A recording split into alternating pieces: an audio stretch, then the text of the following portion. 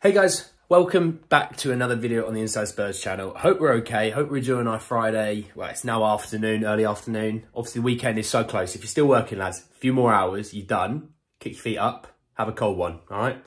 We'll talk a little bit, I'd say, about some breaking news around Bayern's pursuit of Harry Kane. We're also going to go through a few, well, I wouldn't say a few quotes, but a bit of an article from Rob Guest, who obviously is from Football London, works really closely with Alistair Gold for the Spurs content, and also a tweet from Paul O'Keefe, which I think explains kind of my feeling towards the Harry Kane situation as well. So we'll jump straight in with the main topic of Harry Kane and the potential Bayern move. So this came from Fabrizio Romano today, and it said the meeting between Kane and the Bayern boards and Tottenham chairman Daniel Levy initially was planned for today, but has been rescheduled.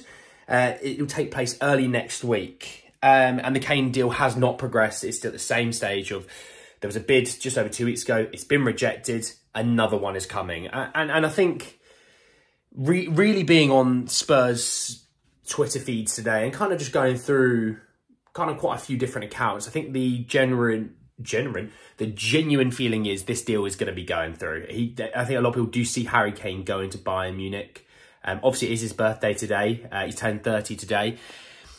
And I think, is there a possibility we need to be a bit more realistic with this situation? I think 2 weeks ago, I was like, he's not going anywhere. He's staying here, blah, blah, blah. And the more I've kind of come around to it, the more I've thought about it. And actually, there's a few things I've come around to. Is one, we need this sorted ASAP. It's not fair on Postecoglou, the rest of the players in the squad, the transfer dealings of players in and out. And I think this, as well as the Mbappe situation, will really create a domino effect across quite a few different clubs. When you think of clubs that we're interested in their players, it will make a domino effect there. Then in turn, them elsewhere, right? So obviously, yeah, it's not fair on the current squad and the new manager. The new manager just wants to be able to work with the boys that he knows he's going to be working with. He's going to be moving off the players he doesn't want and really forging a new Tottenham Hotspur. I think we've been through years of pragmatic coaches, that we've now got a guy who just wants to play good football, score lots of goals, and I just call it, he just wants vibes. That's all. That's the saying. He just wants vibes, right? What really needs to happen then is the Kane situation needs to be sorted, right? So that is the first thing. The second thing is 30 years old. I think Harry plays 5-6 more years at a decent enough level. I think a few of those years he'll be really good, and I think as time goes on, yeah, obviously Father Time is undefeated, as they say. Unless your name's Tom Brady, then Father Time doesn't exist apparently. But in Harry Kane's situation, yeah, he wants to play till he's 40. He still wants to have a go at the NFL, being a kicker there, obviously. But I think we need to be realistic. Obviously, I think the value we're going to get this summer is probably as high as it's going to get. Next summer, he could be worth 60 million. Like, he could drop that much, right? I think when you think of 100 million, that just, if spent properly, last time we got nearly 100 million. We absolutely fluffed it away. Other than Christian Eriksen, no one really showed true value. Lamela was good. He wasn't worth 30 million though. At that time, he wasn't worth 30 million. Eriksen, for just about sort of 10 to 13 million, somewhere in that range. I think he was worth it in the end. But we didn't really do well with it. And I think that's where, I think Scott Munn gets a bad rap for this. I mean, he had his departure from Man City group delayed. He didn't join July 1st.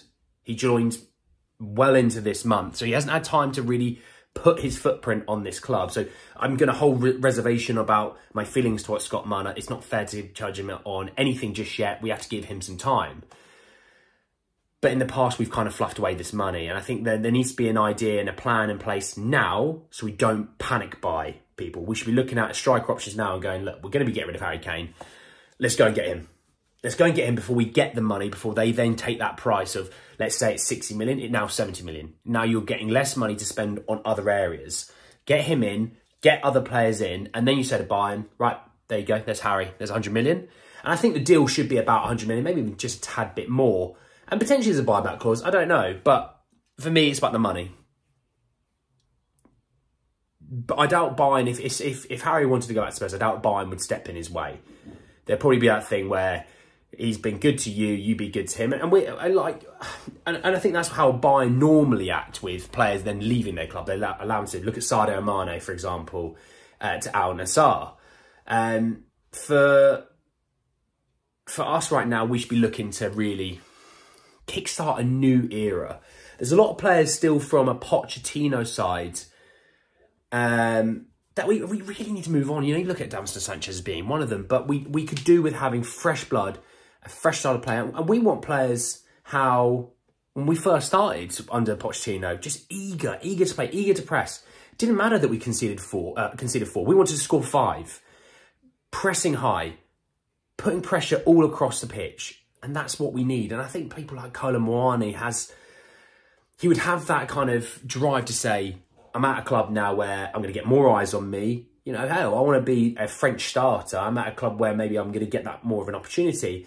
But also, players like that might even look at it as a kickstarting opportunity for a bigger and better career. But yeah, that was the first thing. And then when you look at what Paul O'Keefe said, not sure that he said no matter what when it came to not selling Harry Kane. He said he didn't think Bayern would have enough of a big enough offer. But he said, however, the people I've spoken to recently appear more resigned to him going. They do, though, anticipate Levy making negotiations extremely difficult. And obviously the meeting is rescheduled for next week. So that I don't think this is going to be a deal that's going to be done anytime soon unless Bayern blow us out of the water and go, here's 100 million. And Levy goes, I want 105 or whatever, you know what I mean? Levy will try and get every penny possible. And in a situation like this, fair enough. I think the idea you go, like, Harry, you're going to be going from your side of the camp, just keep it quiet and just act like a pro. And he would, you know, Harry would. He's not going to be a disruption to the squad. He's even said, like, if he wasn't to go, he's happy to stay for the year. That, you know, it's not to say that, but I think when you look at the way we're going to play this year, it does suit a energetic, pressing like crazy striker, and Richarlison would be that. A Kolo Muani would be that, you know, that kind of striker that you want. And I hope, for our sake, if you've got a 2-striker situation of Richarlison and Kolo Muani, that's not a bad situation to be in. There's going to be a lot of top European clubs after Kolo Muani, a lot. Reading into what Rob Guest said around the situation, so he also talked about how the squad size is way too big. You know, we've got, he said that we've got, I believe, about a total of 36 players, and we do need to whittle that down. So I expect over the next 3 weeks, 4 weeks, there's going to be a big exodus of players that we're just going to have to move. You know, we talked earlier this summer of buying players out, and that's gone a bit quiet. But I think we're going to be moving on players, you know, maybe Reguilon, a Spence. I think people talk about Sessegnon. He's not going anywhere. He's injured. He's not going to be moving anywhere. But you talk about Reguilon, you talk about Spence, you talk about Japhet Tanganga, Joe Rodon, Davinson Sanchez, Hugo Lloris, just to name a few. There's loads more, but you get what I mean. And he said that things should hopefully pick up at the start, start to pick up now that the club are back from their pre-season tour, with a host of players needing to move on for a new challenge. And also he did say Daniel Levy needs to do more by bringing in at least 2 centre-halves. And he said Spurs really need to step up things if they want to bring in either Mickey van der Ven or Edmund Tapsoba from Wolfsburg or Bayer Leverkusen. He also mentioned about the Tosin Adarabioyo is another player that we like, but it looks like he's going to be moving to Monaco. They would have to move for him ASAP if we're going to salvage this deal. So this deal looks 99% done. We have a small window if we're going to do it. And he said that another area of weakness that may need to be attended to would be the central midfield position. Obviously, with Højbjerg potentially departing to Atletico Madrid, he says Conor Gallagher would be the most likely option in that situation. I think Conor Gallagher's had a pretty decent pre-season. I think Chelsea had a pretty decent pre-season. That new striker, Jackson, looks half decent. And Nkunku, for me, is an absolute baller. He's him. The saying is, he's him. He'd be their best player. I think Mudryk might come of age this year. He's still got people like Raheem Sterling. So Chelsea are going to be interesting this year. Does Conor Gallagher get enough time in there? He might be an option that we could get. And I think in a number 8 position where we want to press high, Gallagher's got an engine and I think he would really suit it. I've said it all along. I think he'd really suit it. But he can't be costing more than 50 million. He can't be costing more than 40 million in my opinion. But they've already rejected 40 odd million from West Ham. And West Ham aren't going back in for him. All the big tiered sources have said West Ham aren't going back for Conor Gallagher. They've moved to James Ward-Prowse. So anyway, guys, that's the end of the video. Just want to sort of really quickly talk about the Harry Kane situation. Obviously, yes, just a quick review. The meeting is planned and it does look like it's more than likely to go ahead. But yes, guys, that's the end of the video. Like the video if you did enjoy it. Obviously, comment the situation below. You know, we're going to get, you know, good money for Harry Kane. Where do you want to see that money go? It doesn't have to be an out-and-out backup striker or someone to replace him. It could be how you want to spread that money across the team and how you would use it. So tell me, guys, let's say we've got about 150 million spend. How would you use it? Let me know in the comment section below. Subscribe to the channel if you're new. We passed 800 last night, which is quite cool. I was really excited to see that when I woke up. And obviously subscribe to the channel for more videos. Anyway, that's the end of the video, and I'll see you all very, very soon. Take care, lads.